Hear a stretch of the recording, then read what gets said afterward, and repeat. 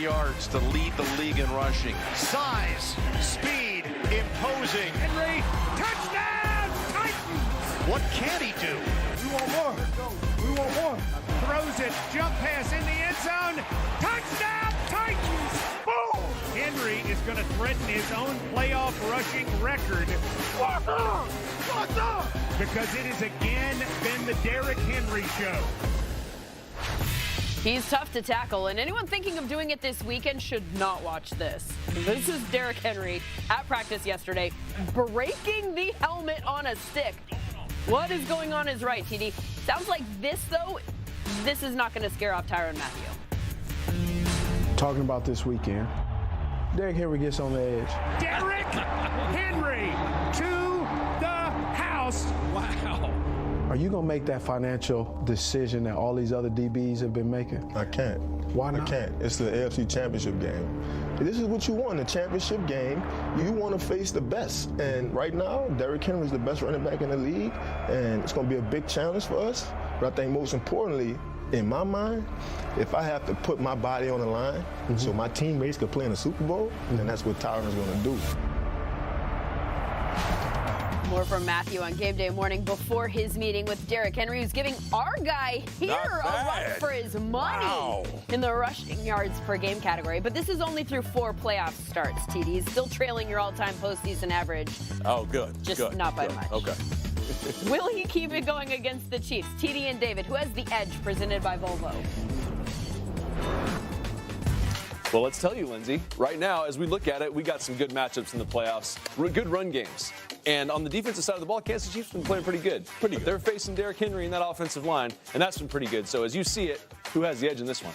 I'm going to give a slight edge here to King Henry and this offensive line for the Tennessee Titans. Let me show you something. Let's go back to the wild card round versus the New England Patriots. Let me show you the interior line and how good these are. Let me focus on these 3 guys right there. Like that, there's Nate Davis right there. There's Ben Jones.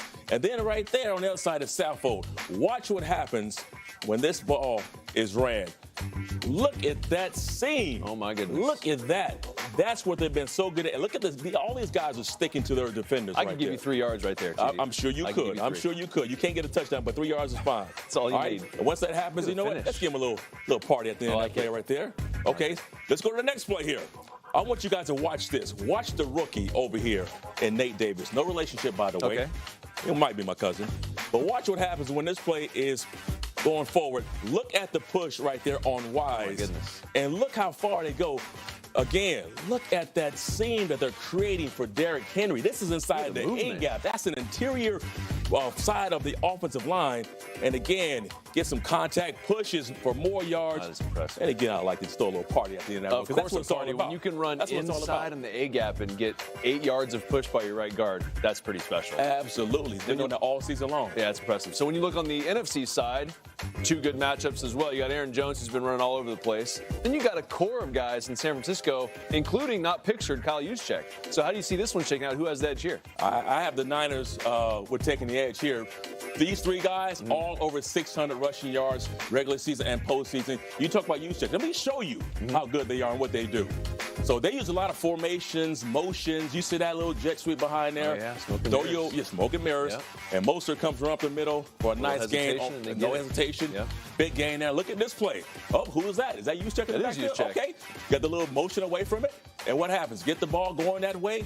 Left. I like that little action by Garoppolo, nice. too. Pump fake. Quarterbacks are responsible for that holding the back in that play there. Now, look at that. Is that Kittle? Is that Kittle in the back? Kittle. Is he at fullback? Oh, watch what happens. He's going to fake the block, sneak out to the flats, catches the ball, picks up the first down. So versatile. You got George Kittle, Juszczyk. You got the 3 backs in the backfield. The Niners, they do so much with their running backs. I give them the edge in this match. Yeah, because it is pretty straightforward with the Packers, but these guys just do so much. Yeah, I like Aaron Jones. No, for sure, but there's just so much to look at with all the different smoke and mirrors that we talked about, and then still they're very physical as well. So absolutely. Anyway, that's how we see it, or at least how TD sees it. Back to you.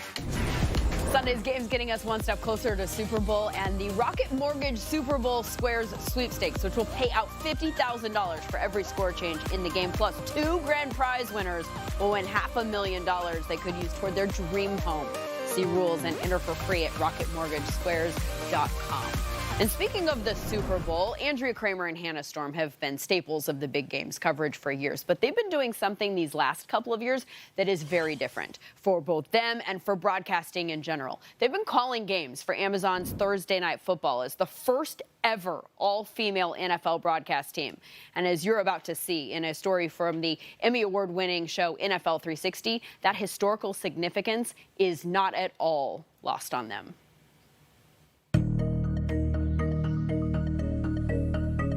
Adams is out. Ooh, that's bad. 34, Brian Poole. Okay. How far away? What are we doing? Time for our Verizon call-in with Hannah Storm and Andrea Kramer, calling tonight's Jets-Ravens game here on Amazon Prime. You have the choice. I'd say stick with us. I still remember the respective call that each of us got from our agent saying, would you be interested in calling football games? Which sounded terrifying. We get our first pitch from the Amazon executive, Jason Weichelt, and the first thing that he said was, not a gimmick. This is not a gimmick. This proposal from Amazon was written for Hannah Storm and Andrea Kramer. It wasn't written for just two women. If we weren't taking it, there was no plan B. They were just not going to do this particular stream. So off the anthem, they're going to go? Okay, great. I know one of the things that we both said to each other was, if not us, then who? Because we understood what it was like to forge a career with nobody having done it before us. And we understood that sometimes you do have to see it to want to be it. And so I think that we both felt such a sense of responsibility to take this opportunity that no two women had ever been given, you know, to make it a reality so that there would be other young women along the way that would see it as a career option. Stand by, Hannah. Nah, breaking the record would be enough. Swap. Go ahead. Welcome back to Baltimore. We have us a ball game.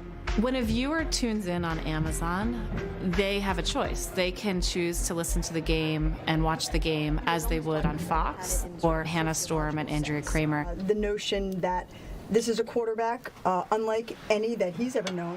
If people have decided to watch the game with us, they're interested in hearing what Hannah and Andrea have to say. And I think for us, that's been really empowering. This time, Ingram keeps it. Ingram around the edge and in for the touchdown. So what was our first pinch me moment? Like, we're really doing this. We're the first female duo ever to call an NFL game. I don't know. I remember. Nope, I have one. You do have one? I do. Okay. I do. It was halftime of our first rehearsal, and I remember taking off the headset and turning to you and saying quietly, we can do this. Darnold fires to the same spot in the end zone. This time, Crowder catches it for a touchdown. Second time is a charm. As we set out to do this, one thing that really was inspiring to me was to think about Hannah and Andrea's background as reporters. And we really seek to capitalize on their ability to tell stories in a way that they've honed over 3 decades of experience in the industry. And again, you can see tempers flaring down there. I talked to Troy Vincent of the league office about this just last night. Got to be very careful that this game doesn't get out of control here. What was your first job? Heavy metal DJ. You know, perfect prep for doing NFL play-by-play. Well, we get enough music references in the broadcast. We do. Here's the thing. When I graduated, I couldn't get a job in sports to save my life. You know, I heard everything from our audience wouldn't be comfortable with a woman, my sports director doesn't want a woman. So I started answering want ads, and I thought, I'm just going to get on the air somewhere. And I ended up as a heavy metal DJ in Corpus Christi, Texas. To your point, there was nobody doing it. When we were growing up, we didn't exist. Right. There were no women to look at and say, oh, I want to do what she does. It wasn't really a career option. No, and for me, my path was a little bit different because I started off as a writer.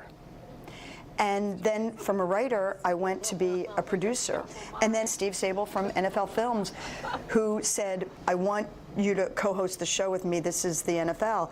I had no idea how to be on camera, but I was a pretty good producer, and I figured that the good producer I was could bail out the talent that I was not at that point, and that set me off on my trajectory. And when all hell breaks loose, you're going to revert back to your habits. You want them to be good ones. I don't know about you, going into our last game, for me, when that clock hit 0-0 and we took off our headsets,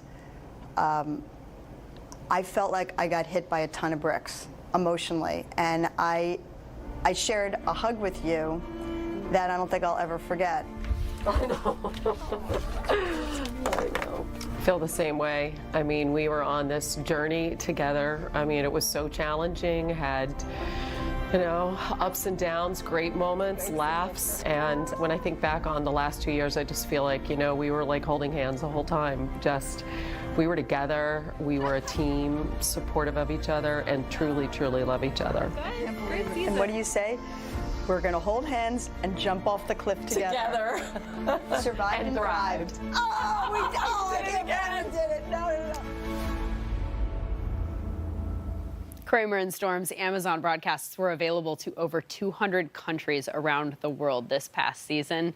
And one new path opens up for others.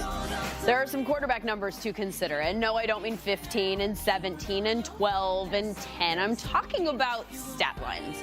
As in, what exact numbers for each of these guys equal a trip to the Super Bowl? David Carr has the winning formula after the break.